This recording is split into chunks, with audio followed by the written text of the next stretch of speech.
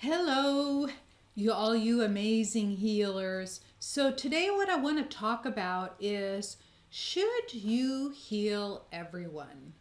Okay, I know that I as a healer, when I see somebody that doesn't feel good, I want to heal them like immediately. I feel so bad for them. So the question is, when you see that, should you do it? Stay tuned to hear more.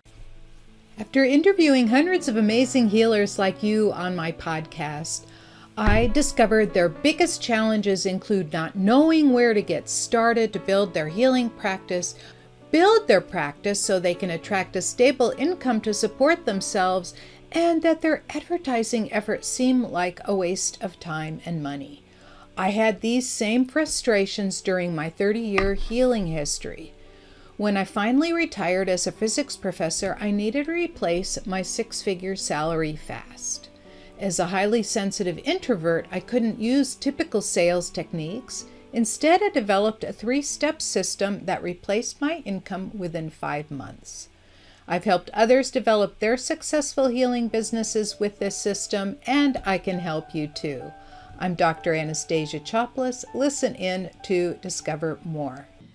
Welcome back. I'm so glad you're back here today again, and I love talking about these topics because they really concern us as healers and whether we should heal everyone or not, whether they want it or not, right? Because we feel bad for them. I know I do. My heart just goes out to people that really are suffering, and they don't know that they don't need to be, right? So the question always is, should you heal them? So I always say that healing is for those that want it, not for those that need it.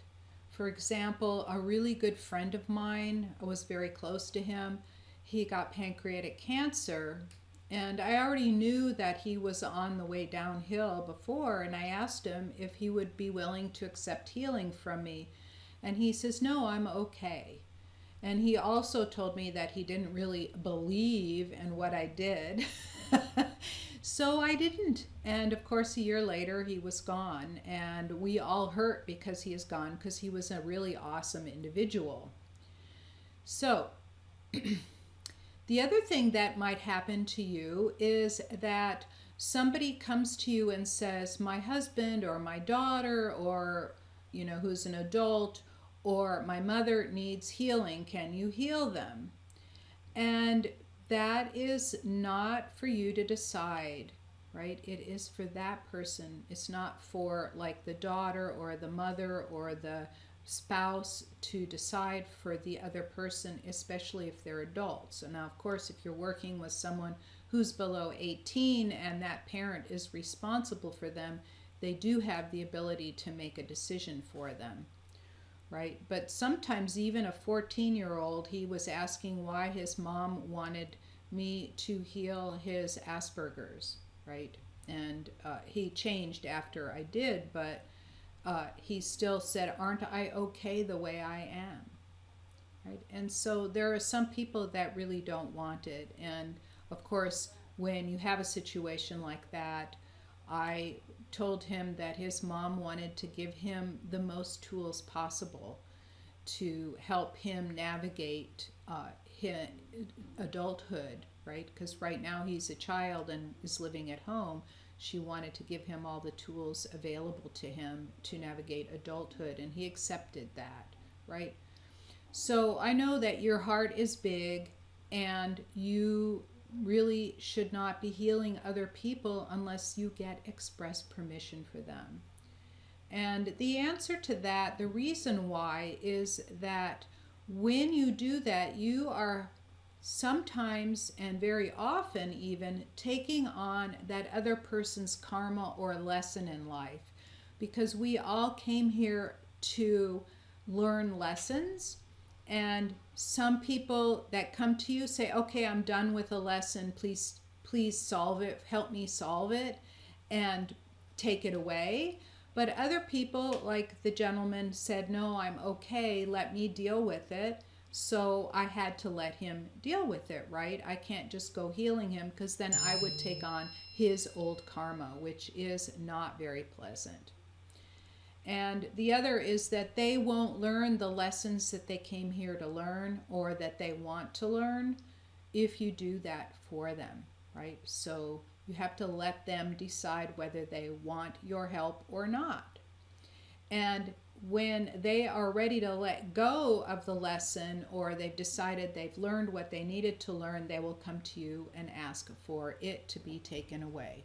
So healing is all about permission, right? Basically, if you think about it this way, when two people interact, no matter what, permission's always required, right? If someone walks up to you and talks to you and you don't want to talk to them, you can just say, not right now, and go away. Or you can just even go away without saying anything, right? That other person needs permission, but if they say something to you and you respond back, you have given them an implied permission, right? So in any case, anytime there's an interaction, you need permission, right? But healing is a lot more intimate because we as healers, we reach into their energy body in one way or another, whether it is through our words, through our actions, through changing the energy. It's very intimate.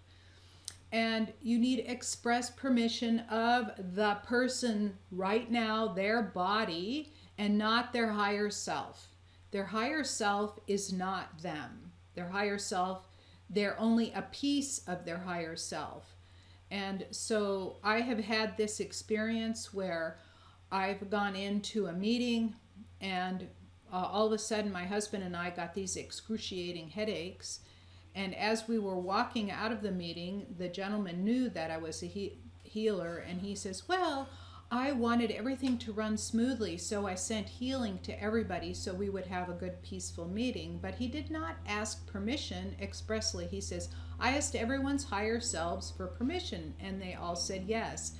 And I'm thinking to myself, yeah, but always the higher self will always say yes. But the higher self is not you, because you are just a piece of that higher self, and this physical body is different than that higher self. So you really need express permission. And so then he had put his energy on all of us, and it was too low for me.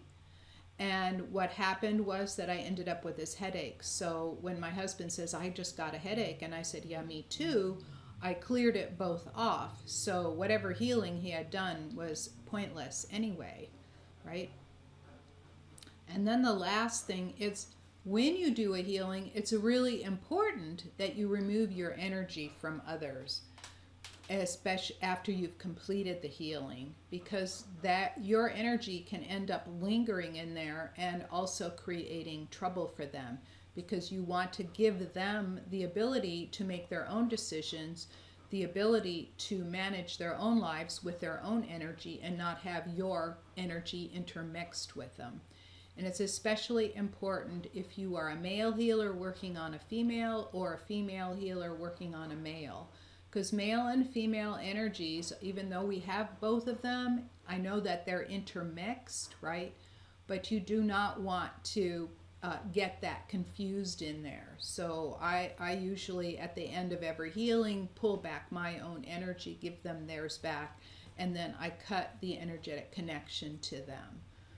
And every morning I cut also the energetic connection to everybody, because I have a group of people that I work on regularly, and they also text me regularly, and I do my thing and I then sever the connection, because they can stay attached to you a lot, right?